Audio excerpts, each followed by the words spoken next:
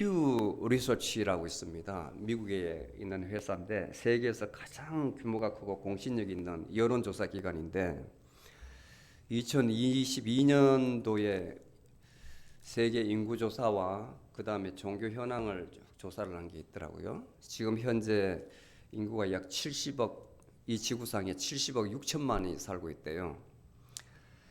그 중에서 종교가 분포된 현황을 보니까 기독교가 약 25억 5천, 그러니까 26억 정도 되죠. 여기에는 천주교, 그 다음에 개신교, 그리스 정교회 다 포함이 되어 있습니다. 복음주의 교회도 다 포함이 되어 있습니다. 그리고 무슬림이 약 20억, 거의 많이 쫓아왔죠. 무슬림이. 그리고 힌두교가 11억. 힌두교 뭔지 알아요, 여러분들? 그 다음에 불교가 5억 5천. 힌두교하고 불교하고 틀립니다. 사람들이 많이 혼돈해 하는데 무종교가 약 한 9억 정도. 그러니까 한 89% 정도가 종교를 다 가지고 있고, 실제로 무종교라 하더라도 그 사람들은 하나님이 존재함을 믿지 않는 사람이지 뭐라도 믿어요. 뭐 태양을 믿는다든지 동물을 믿는다든지 뭐 하여튼 자기 마음속에 종교성은 다 가지고 있어요. 왜 살펴봤냐면 종교의 트렌드를 이제 보기 위해서 그런 거예요. 어떻게 변화하고 있는지, 기독교가 예수 믿는 분들이 어디쯤 가고 있는 건지, 그리고 그 외에 무슬림과 힌두교, 불교가 왜 이렇게 차오르고 있는지. 그 요즘 한 80년 전부터 불교와 힌두교가 엄청나게 늘어요. 그 핵심은 가르침이 뭐냐면 마인드거든요. 마인드. 사람 마음이에요. 불교의 가르침, 힌두교 가르침이 마음인데, 모든 고통에, 이 세상을 살아가는데 고통의 근원이 마음이라는 거예요. 마음. 근데 그 마음을 지금부터 한 1900년 전에 기가 막히게 그 마명보살이라는 사람이 연구를 했는데, 현재 서양의 유명한 철학자들이, 마르틴 하이데거라는 철학자들이 사실은 보면 동양의 것을 많이 뺏겨가지고 자기만의 철학을 만든 거예요. 그런데 원래 학자들은 자기가 그것을 인용을 했다면 코테이션을 하게 돼 있거든요. 그 플레이저리즘 해가지고 그 남의 것을 자기 아이디어로 못하게 했는데, 서양 사람들은 동양의 불교 사상, 힌두 사상을 교모하게 가져가 있어요. 교모하게. 여기 사는 사람들은 이제 모를 것이라 판단하고. 근데 동양의 사상은 참 특이해요. 예전에는 인내천, 사람이 곧 하늘이다, 이래서 사람을 굉장히 귀하게 보고 사람 중에 그 마인드에 포커스를 맞췄거든요. 마인드. 중국이나 일본이나 한국이나, 그리고 인도에 마찬가지고, 많은 사람들이 이제 도 닦으러 간다잖아요. 모든 고통의 원인이 마음에 있다. 그러면 그 마음이 뭐냐? 데피니션을 내는데 참 어려운 거예요. 과학적으로. 요즘 사람은 이론에 탁탁탁 논리적으로 맞아야 이해를 하거든요. 그냥 맹목적으로 믿으라 하면 믿지 않아요. 옛날하고 시대가 틀려요. 근데 이 사람들은 이 마인드를 정확하게 이렇게 마음의 구조를 그림으로 이렇게 그려놨어요. 마음은 이렇게 생겼다. 바깥 세상에 이것을 현상이라 하는데, 이것과 우리 사람의 마음의 관계, 그 다음 마음과 신의 관계를 다 설명을 잘 해놨어요. 제가 이것을 따라잡는데 18년이 걸렸어요. 18년. 굉장히 깊이가 있어요. 그 불교만 해도 경이 엄청 많거든요. 화엄경, 뭐 반야심경, 능엄경, 뭐 해가지고 경이 굉장히 많아요. 예, 법화경 등등 해가지고 그 모든 것이 보면 팔만대장의 기준이 되어 있는데 마음이에요, 마음. 근데 힌두교는 사람이 열반에 들면 끝이다고 보는 거예요. 열반에. 그 마음을 찾아가지고 나만 평안하면 끝이다. 굉장히 이기적이에요. 근데 불교는, 대성불교는 한 단계 더 나아와가지고 내가 그 평안을 찾았다면 그 도를 다른 사람에게 전해야 된다. 그걸 보살도라고 그래요. 보살도. 그래서 그분들은 여자분들한테는 보살님, 보살님 이렇게 호칭을 한다고요. 내가 받은 이 은혜, 우리로 말하면 은혜를 다른 사람 중생 구원하는데 같이 써라 이렇게 이야기해요. 자비심이라 그러거든요. 그 가르침이 있어요. 근데 제가 왜 연구했냐면 로마서를 공부를 하면서 우리 성경은 동양적인 사람하고 이 성경은 어디서 나오냐면 옛날 그리스어로 써졌거든요. 구약은 히브리어로 써졌고 유대인들이 썼고 그 다음에 헬라 사람들, 그리스 사람이 썼단 말이에요. 그러니까 동양적인 생각하고 틀려요. 그 같은 말이라도 번역을 아무리 잘한다 해도 원래 썼던 그 사람을 100% 우리에게 전달을 못해요. 언어가 틀리기 때문에 언어가 아무리 우리가 영어를 잘한다 하더라도 미국 사람의 오리지널 마인드를 알지를 못해요. 한계가 있어요. 언어의 한계가. 그래서 로마서에 바울이 하는 거, 예수님께서 하신 말씀이 워낙 우화가 많기 때문에 사람의 귀로 듣거나 사람의 눈으로 봐가지고는 그 가르침을 이해할 수 없기 때문에 제가 근접 있게 좀 더 이해를 저 자신부터 해서 이해를 잘해가지고 가르치려고 그렇게 공부를 했어요. 근데 도움이 굉장히 많이 됐어요. 도움이. 왜냐하면 온 천지 신약 성경은 성령을 이야기하거든요. 성령. 처음부터 끝까지 성령입니다. 그 성령이 뭐냐면 우리 눈에는 보이지 않잖아요. 여기서 말하는 마음이거든요. 이 사람들은 성령을 모르니까 하나님을 모르니까 그렇게 마음이라고 표현하는데 결국은 그 내용을 보면 막연하게 우리가 알지 못하는 초월적인 무엇이 있다. 그걸 이제 마음으로 정의를 하는 거예요. 마음을. 또는 원불교 같은 사람은 뭐 참나라고 표현하고 참나, 진짜 나라는 거죠. 예, 그 다음에 진여, 참 진짜 여, 항상 똑같다. 그 참이 진리가 항상 똑같이 있는 그게 내 마음에 있다는 거예요. 내 안에. 그리고 마음에는 두 가지 종류가 있는데 하나는 생각과 감정 늘 변하는 것이고 그거는 생멸심이라고 해요. 생멸. 생겼다가 없어지는 마음. 그 다음에 하나는 고정불변의 마음. 이렇게 나눠놨다. 근데 그게 로마서 7장하고 너무나 근접하거든요. 똑같거든요. 표현하는 것이. 사람들이 그쪽으로 많이 건너가고 있다는 거예요. 기독교 신앙은 점점 이렇게 떨어져 나가고 뭐 여러 가지 문제가 있겠죠. 사람들이 그만큼 현대를 사는 것이 힘들다는 거예요. 내세고 뭐고 간에 현재에 좀 편하게 살고 싶은 거예요. 현재에. 죽어서는 조금 이따 내가 생각을 하고 현재 나를 좀 심신을 평안하게 해줄 종교가 없느냐. 그렇게 해서 명상하는 데 찾아가고 템플 스테이에 찾아가고 그러는 거예요. 그리고 프랑스의 그 뭡니까 플럼 하우스라고 아주 유명하잖아요. 틱나탄 그 베트남 스님이 콜롬비아대에 나오셨는데 그분이 글로 건너가 가지고 명상 센터를 만드는데 전 세계의 사람들이 다 모이잖아요. 그게 뭐냐? 현재 삶이 공부하다는 거거든. 서양 사람이나 동양 사람이나 똑같이 그런 고통을 겪고 있다는 게 증명이 되는 거예요.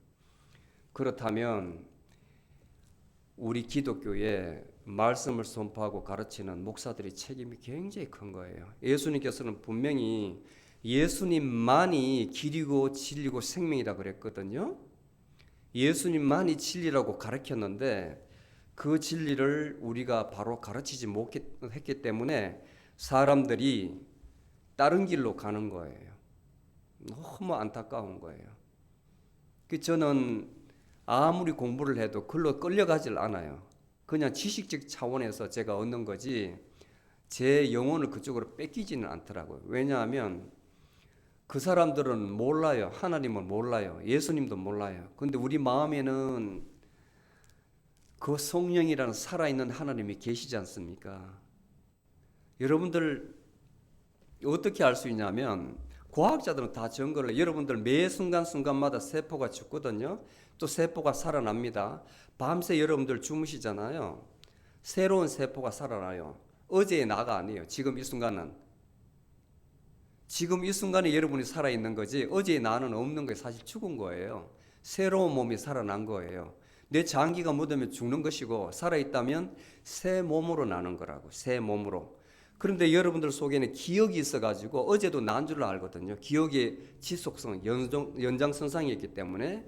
그런데 사실은 그렇다면 여러분은 아직까지 그 은혜에 못 들어온 겁니다. 그게 바로 핵심이에요. 여러분들이 기억이 있다는 것은 옛날의 나의 모습대로 내 몸은 변했지만 내 의식이 그렇게 몰고 가는 겁니다. 내 의식이. 그래서 가후에서 변함이 없는 거예요. 사람은 변화가 없는 거예요. 그 많은 심리학자들이 사람은 결코 변하지 않는다 그러거든요. 맞아요, 그 말도. 자아가 있다는 그것을 죽는 줄 알거든요. 그거 깨지면. 예수님께서 가르치는 것은 그 자아가 내가 있다는 그게 깨져야 되는 겁니다.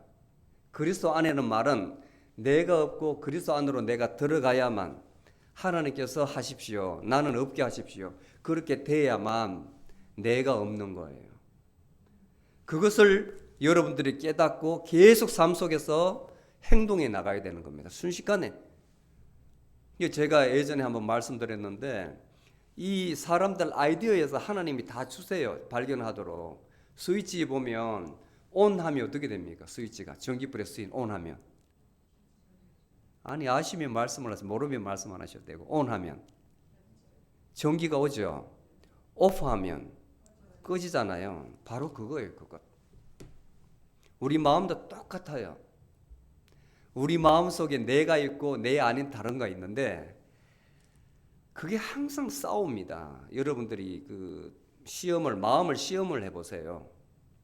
그걸 다른 말로는 이제 갈등이라고 그러거든요. 갈등. 그게 없으면 굉장히 편하죠. 어떤 물건을 살 때도 그냥 덥석 잡아서 계산하면 되는데 그게 아니기 때문에 갈등이 있는 거예요.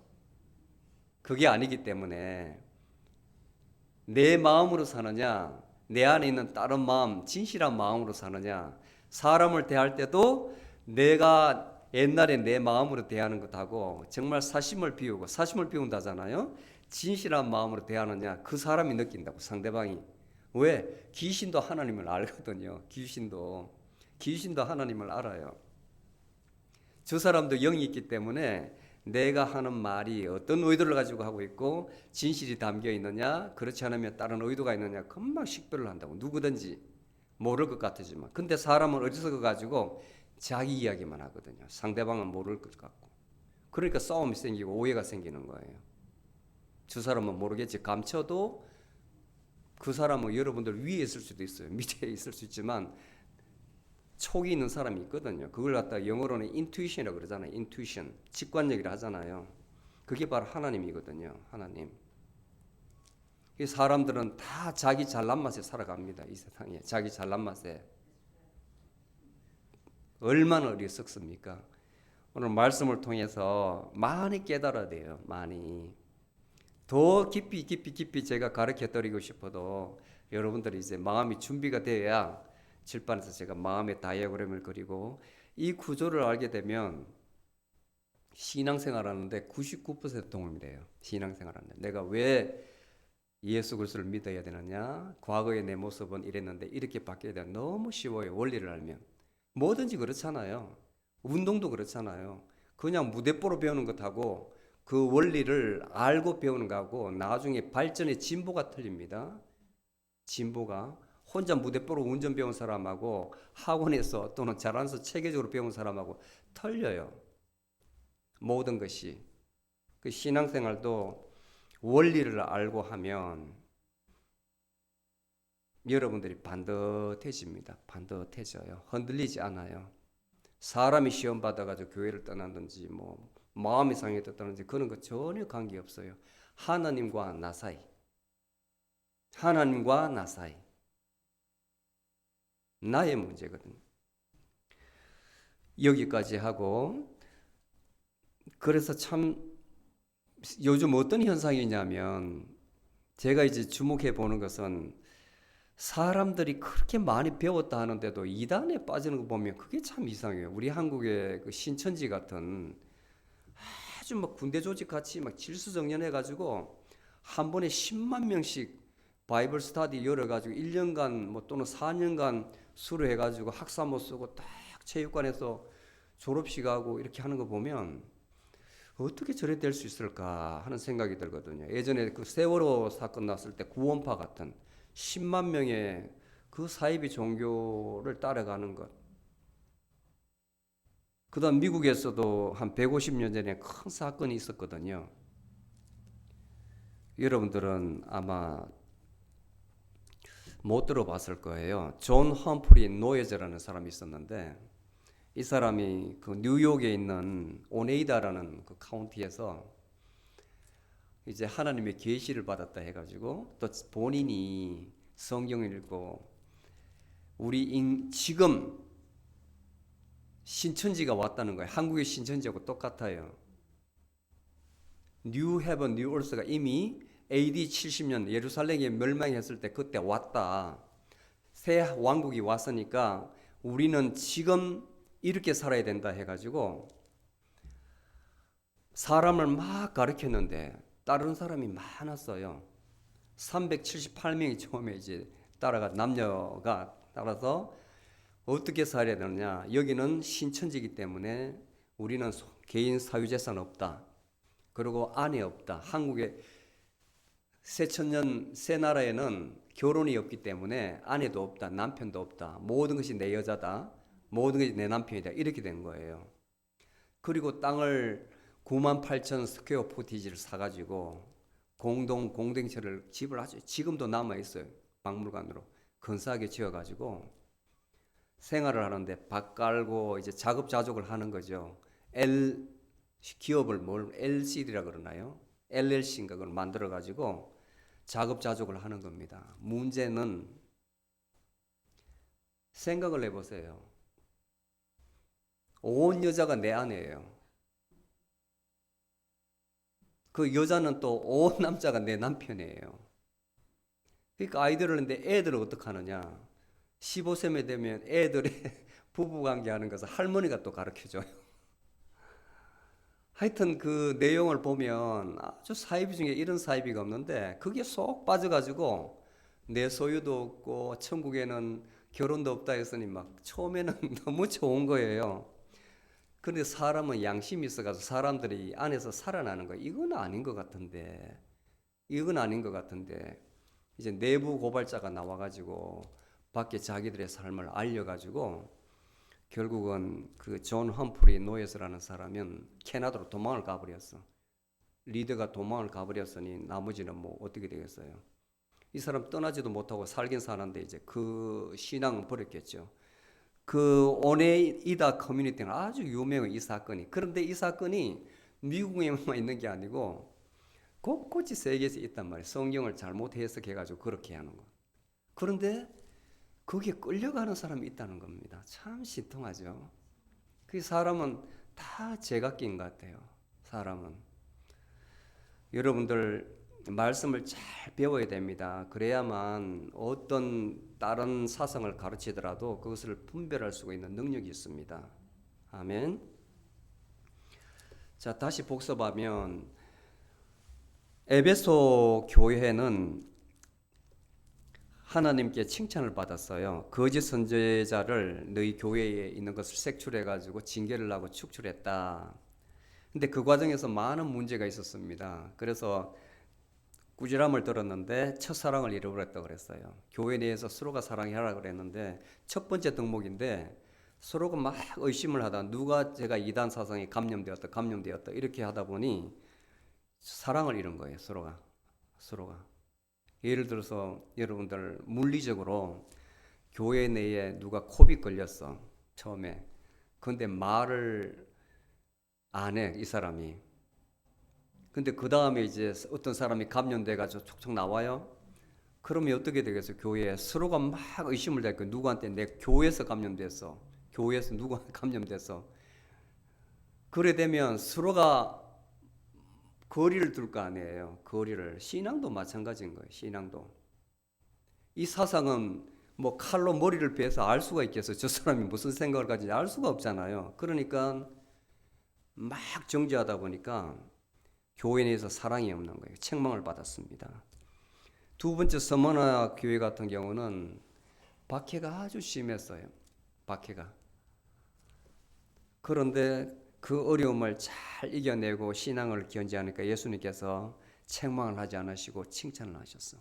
그래서 끝까지 너희 믿음 지켜라. 그리고 충성하라. 이렇게 격려를 해줬고, 지난주에 저희들이 알아봤던 버가모 교회 같은 경우는 예수님께서 사탄의 권장, 너희들 형편을 안다. 너희 주위에 도처에 신전, 로마 황제의 신전이 3개나 있고 그리스 로마의 신전이 4개나 있고 온천 우상 숭배할 그런 분위기에서 그것을 예수님께서 사탄의 권자라고 그랬습니다. 그 가운데서 신앙생활하고 있는 너희들 참 잘한다 칭찬을 했습니다. 그런데 그 중에 일부가 발람의 가르침 미혹돼 가지고 아마 다른 길로 빠진 것 같아요. 그리고 그들에게 경고를 합니다. 회개하고 돌아오라고. 그리고 오늘 4번째 두아디라 교회에 대해서 길게 말해서 가장 길어요. 한 10절, 11절 정도 되는데 두아디라 교회에 대해서 길게 말씀을 하십니다. 두아디라가 어디냐면 앞에 말씀드린 그 교회는 도시가 다 산 위에 있었습니다. 요새화돼 가지고 산 위에 능성에 이렇게 성을 쌓아 가지고 마을을 시티를 구성을 해서 외부에서 적이 쳐들어오면 방어할 수 있도록 만들었는데 여기는 평지입니다. 제가 현지에 있어서 인터넷 가서 현지를 구글링 해보니까 완전히 평지예요. 평지인데 두아디라 교회 현재가 그대로 보존을 해놨더라고요. 많이 무너져 있는데 돌 언저기 기초는 그대로 보존을 해놨더라고요. 이 도시가 공업이 발달했답니다. 공업. 어떤 공업이냐면 요즘 노동조합이라는 옛날에 길드라 그랬거든요. 길드. 어떤 물건을 만들면 내가 예를 들어서 요만한 나사를 만들게. 너는 뭐 볼트를 만들어라. 너는 뭐를 만들어라 해서 마지막 사람이 다 합치는. 이게 이제 분업이라 그러거든요. 길드 조합인데 그 길드가 지금 이탈리아가도 그래요. 이탈리아가 그 분업이 잘 돼가지고 명품을 잘 만들고 옷도 잘 만들고 그 다음에 그 차도 잘 만들고 한 회사에서 뭐 미국 포드와 같이 한국의 현대같이 막 한 회사에서 모든 걸 다 하는 게 아니고 분업해가 거기만 전문가가 돼가지고 딱 합치기 때문에 명품이 나오는 거예요. 그 대신 시간이 오래 걸려. 그래서 이렇게 핸드메이드를 해가지고 엄청 비싸요. 아직까지 그렇거든요. 근데 이 도시는 뭘로 유명하냐면 염료, 하얀 옷에 색깔을 입히는 그걸로 유명했다고. 근데 당시에 가장 비싼 게 자주 색깔이었거든. 자주색은 귀족들 황제만 위에 걸칩니다. 바다에서 나는 소라 2개, 2개를 잡으면 한 방울 나온대요. 그래서 옷감 하나에 한 필에 그 물들이려면 소라 10,000마리가 있어야 된대. 10,000개가 있어야 된대. 그래서 옷감 하나에 가격이 요즘 시세로 환산하니까 1억 정도가 된대요. 얼마나 비싸요. 일반 서민들은 못 입잖아요. 그래서 사도행전 16절에 보면 바울이 빌립보에 전도할 때에 첫 번째 만난 여자가 옷감 장사 리디아였어요. 그 사람이 여기서 태어났어요. 두아디라에서. 그래서 옷감을 만들어 가지고 빌립이 거기 유럽으로 들어가는 관문이었거든요. 서유럽에 들어가는 관문. 거기에 옷감을 들고 와서 팔러 온 거예요. 굉장히 부자였어요. 그래서 바울을 다 공개를 했습니다. 바울을 와서 그분을 재워주고 먹여주고 그때에 전도를 받아가지고 아주 신실했대요. 그래서 이 두아디라 교회는 리디아가 자기 돈으로 세웠거나 내지는 바울이 에베소에서 거점을 세워가지고 에베소에서 여기를 개척했거나 둘 중에 하나라는데 nobody know. 아무도 몰라요. 어쨌거나 이 두 사람 중에 이 교회를 세웠다 하는 것이 정설입니다. 여기가 얼마나 힘드냐면 아폴로, 그러니까 제우스 신이 그리스 로마 신 중에 가장 어떤 신인데 그 아들이 아폴로 신인데 아폴로가 뭐냐면 태양신이에요. 태양신. 그 태양신을 숭배하던 곳입니다. 그래서 18절에 보면 예수님께서 자신을 어떻게 설명하냐면 두 눈이 불꽃 같고 예수님이 불꽃 같고 하면 뭔가 하늘에서 감찰하신다는 거예요. 잘못된 것을 우리 행위를 하나하나 감찰하신다는 거예요. 그 23절에 보면 내가 사람의 뜻과 마음을 살피는 자인 줄 알아라. 그 말이 바로 이 말이에요. 그 다음에 두 번째, 발이 빛난 주석과 같아. 황동, 청동이 당시에는 굉장히 비싼 물건이었는데 그것도 두아디라에서 채취해가지고 청동 제품을 많이 만들었대요. 강한 물건이잖아요. 예수님께서 그 발을 가지고 있다는 것은 심판을 하신다는 거예요. 심판을. 27절에 보면 내가 그 철장을 가지고 그 노새 신발을 가지고 저희를 다스려 질그릇 깨뜨린 같이 하리라. 징계하리라. 바로 이러한 예수님의 활동 때문에 예수님께서 자신을 그렇게 묘사하는 거예요. 그리고 나는 하나님의 아들이라 강조한 이유는 두아디라 교회 사람들이 제우스 신의 아들인 아폴로 신을 숭상하기 때문에 나는 바로 하나님의 아들이라 하는 것을 예수님께서 강조하시는 거예요. 아멘. 그리고 19절에 보면 내가 예수님께서 너희들 행위와 사랑과 성김과 믿음과 내 인내와 행위를 아노니, 자, 사랑이 어땠죠? 에베소 교회는 이 사랑이 없다고 혼이 났는데 이 교회는 사랑이 많았대요. 가장 어뜸이잖아요. 너희들이 아무리 애원하는 은사가 있고 능력이 있고 모든 것을 다 털어서 사람을 구제할지라도 사랑이 없으면 아무것도 아니라고 했습니다. 그런데 이 교회는 성도들이 사랑이 있었다. 그리고 섬김이 있었다. 교회와 서로를 섬겼다. 그리고 믿음이 있었다. 그리고 어떤 이런 우상 숭배의 분위기에서도 끝까지 믿음을 지키고 인내했다. 칭찬받는 거예요. 그리고 너희들 지금 현재, 나중 행위가 현재입니다. 처음보다 더욱 많도다. 이 말은 그래서 제가 이 그리거 옛날 그 당시 쓰는 말이 우리의 마인드가 틀리다는 거예요. 원어에 가깝게 번역한다고 이렇게 했는데 우리말로 하면 너희들 지금 믿음이 처음 믿음보다 낫도다 이거거든요. 예? 처음 너희들 신앙생활 했던 것보다 지금 현재가 훨씬 나아졌다 칭찬하는 거예요. 근데 지금 내 나중 행위가 처음 것보다 더욱 많도다 이러니까 한번 좀 생각하게 되잖아요. 이렇게 칭찬했는데 나아가서 이제 책망을 합니다. 책망할 것이 몇 건이 있나니 너희들이 자칭 선지자라 하는 여자 이세벨을 용납함이라. 이것이 비유법입니다. 비유법. 열왕기상 16장 31절에 보면 이세벨에 대해서 나오는데 그리고 17, 18, 19, 20, 21 계속 이제 이분에 대해서 나오는데 북이스라엘을 멸망하게 한 여자예요. 이스라엘 여자가 아니고 원래는 그 시돈이라는 곳에 태어난 공주인데 엣바알이라는 왕의 딸의 공주예요. 근데 그 시돈 땅에는 신을 믿지 않고 바알 신을 믿었거든요. 아세라 목상을 두 개의 신을 섬겼습니다. 그런데 아합 왕이 있었는데 총각이었어요. 이 사람이 왕이 돼가지고 아합 왕이 되었는데 이제 결혼을 해야 됩니다. 시돈의 딸 이사벨을 데리고 온 거예요. 결혼을 한 거예요.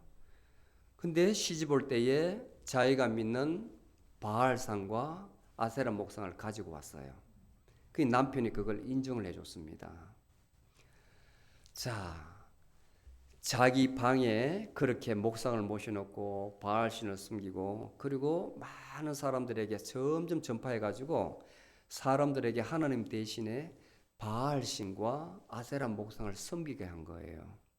그때부터 북이스라엘은 굉장히 시험을 받아요. 실제로 보면 첫 번째 재앙이 비를 그치게 만드는 거예요. 3년 반 동안 비가 오지 않아요. 아무도 그 이유를 모릅니다.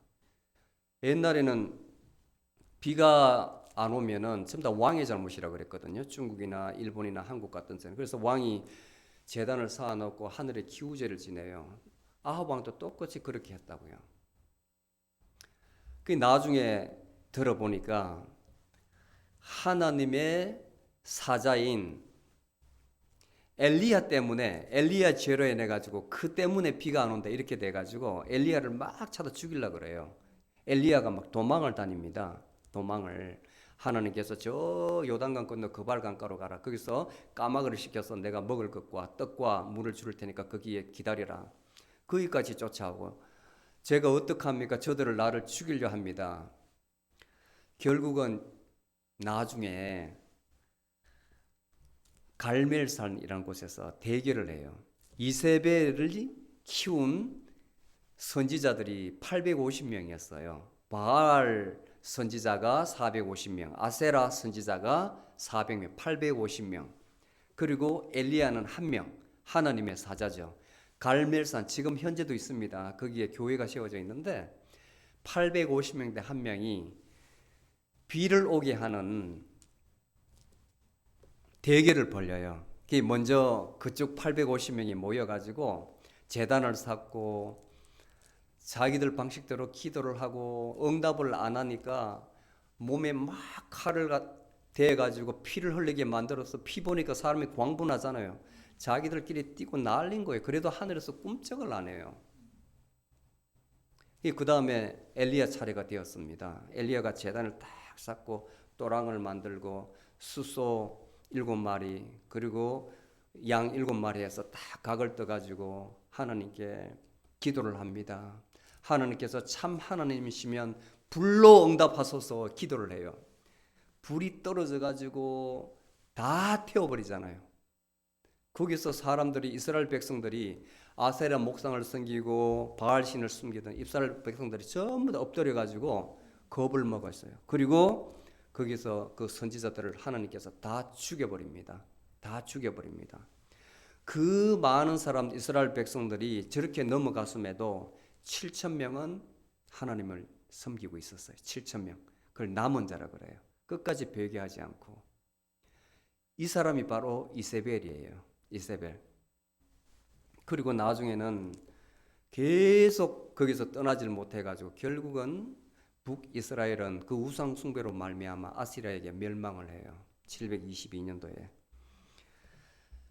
빗대 가지고 이야기를 하는 겁니다. 여자 이세벨을 용납하면 너희 가운데도 그 옛날 이사벨과 같은 사람이 교회에 있어서 이런 잘못된 가르침을 가르치고 있는데 너희들이 그냥 알면서도 용납한다. 근데 그 죄가 뭐냐면 내 종들 나를 믿는 나의 성도들 하나님의 자녀들을 가르쳐서 잘못 가르친다는 거죠. 그리고 꾀해서 엄행하게 하고 우상의 재물을 먹게 하던다. 자, 이게 뭔 말이냐면 처음에 제가 두아디라에는 공업이 발달했다 그랬죠. 길드 조합이. 근데 이 사람들은 조건이 있어요.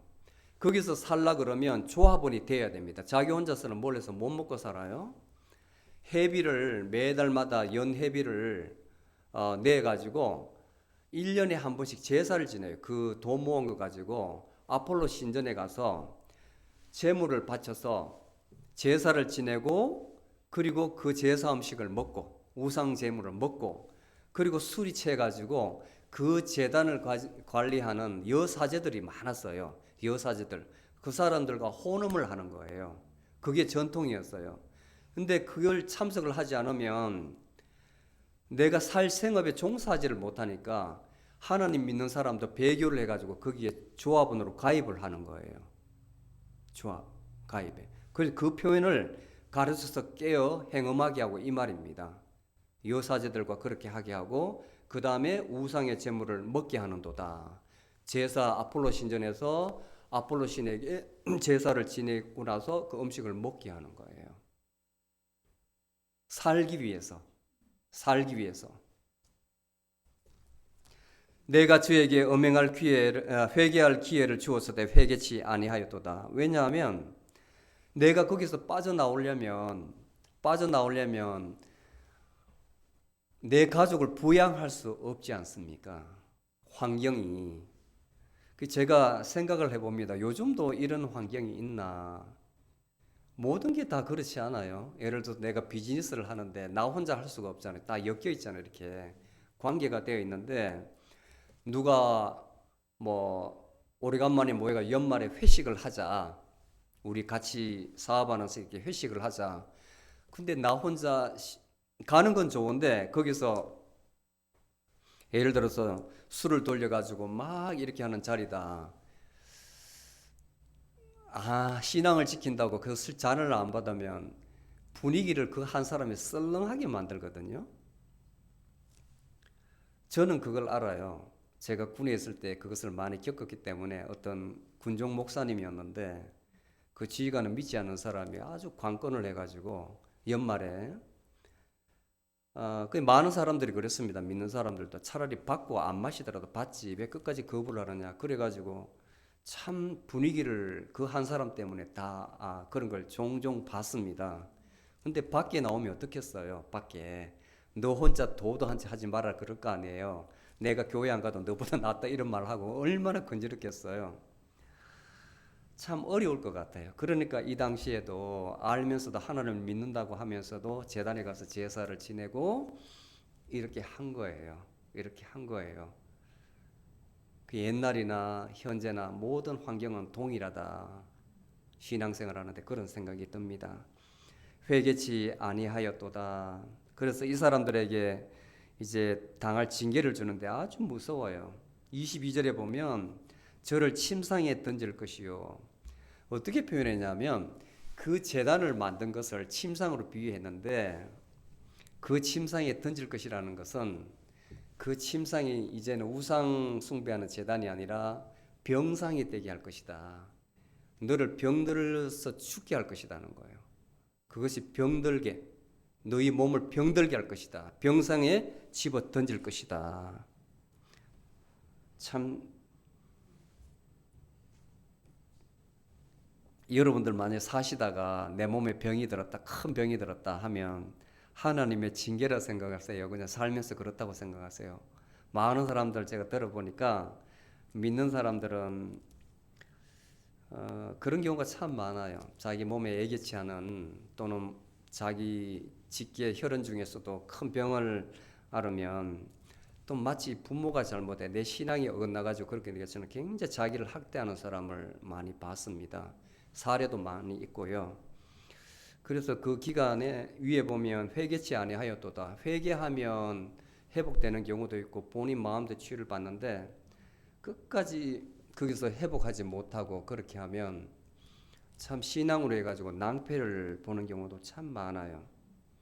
왜 그렇게 신실한 집에 갑자기 엄마를 돌아가시게 하고 갑자기 아버지를 돌아가시게 해서 집안을 이렇게 파산하게 만드는지 그런 경우 참 많거든요. 누가 받아도 모범이 되고 건실하고 아무런 흠이 없는 사람 같은데 그런 경우를 당하는 경우가 왕왕 있어요. 왕왕. 근데 그런 걸 보면 참 하나님께서 이렇게 이 세상을 운행하시는 것이 또는 섭리가 때로는 두렵습니다. 두 번째는 큰 환난을 겪게 만들 것이다. 22절에 마지막 보면 큰 환난 가운데 던지고 이런 것은 안 당해야 되겠죠. 그죠? 이런 게 오더라도 우리는 인내로 때로는 이겨내야 된다. 사람이 더 성숙해지는 계기가 됩니다. 환난 같은 경우는 제가 나중에 지금은 이렇게 말할 수 있지만 저 같은 경우도 이 육체적 시련을 참 많이 겪었거든요. 처음에 제가 한국 나이로 28살부터 그렇게 되었을 때 세상에 대한 원망이 가장 먼저 나오고 이 열심히 했는데 왜 그러십니까? 이렇게 그리고 이제 돌아보게 하시고 받아들이게 하시고 한참 더 성숙하게 하시고 또 잊게 하시고 다 고통을 다 잊게 해요. 문제는 사람이 망각이라는 렛대의 강이 있어요. 렛대의 강이. 그리고 이제 다시 세상에서 열심히 살 또 치시고 또 치시고 계속 그러시더라고요. 그러니까 결국은 저 자신을 완전히 죽이도록 만든 거예요. 저 자신을. 새록새록 생각나도 그 악몽 때문에 겹쳐져 가지고 또 녹여서 하여튼 그래요. 이 환란은 안 당해도 좋은 건데 저 같은 경우는 아주 그 육체적 시련을 많이 주시더라고요.